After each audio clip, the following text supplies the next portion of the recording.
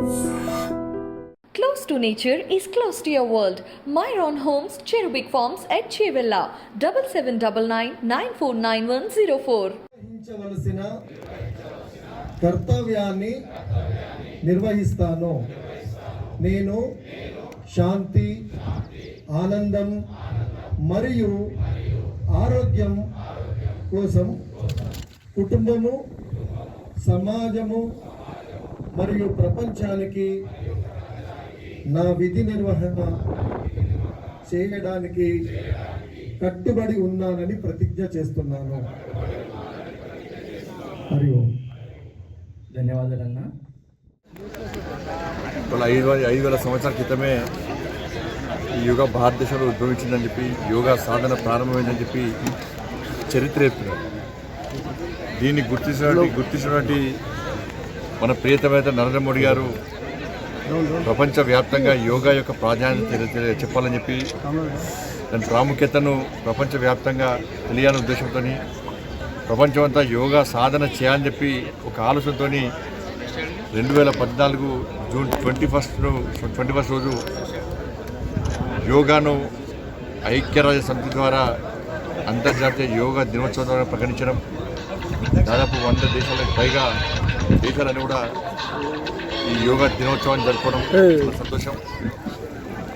మనిషి యొక్క రోగాల నుంచి, భోగాల నుంచి విముక్తి పొందాలంటే యోగా సాధన ముఖ్యమైన విషయాన్ని మనం గుర్తుంచుకోవాలి.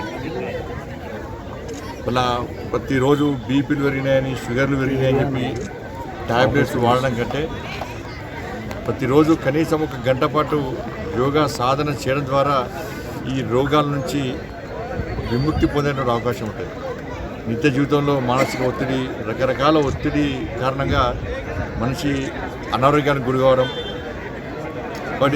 ప్రతి మనిషి నేను బాగుంటేనే, నేను ఆరోగ్యం ఉంటేనే నా కుటుంబం ఆరోగ్యం ఉంటుంది, నా కుటుంబం ఆరోగ్యం ఉంటేనే నా ఊరు బాగుంటుంది, నా ఊరు బాగుంటేనే నా దేశం బాగుంటుందని చెప్పి ఒక ఆలోచనతో ముందుకు సాగాల్సిన అవసరం ఉంది. అందుకే 2023 ప్రతి సంవత్సరం కూడా ఒక థీమ్, ఒక పేరు మనం ప్రకటించుకుంటూ ఉంటాం యోగా దినోత్సవం సందర్భంగా.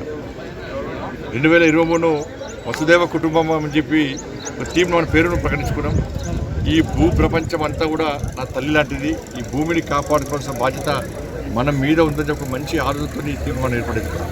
అప్పుడు అందుకే ఈ యోగా దినోత్సవం సందర్భంగా ప్రతి ఒక్కరు కూడా యోగా ప్రాధాన్యతను, ప్రాముఖ్యత గుర్తించాల్సిన అవసరం ఉంది.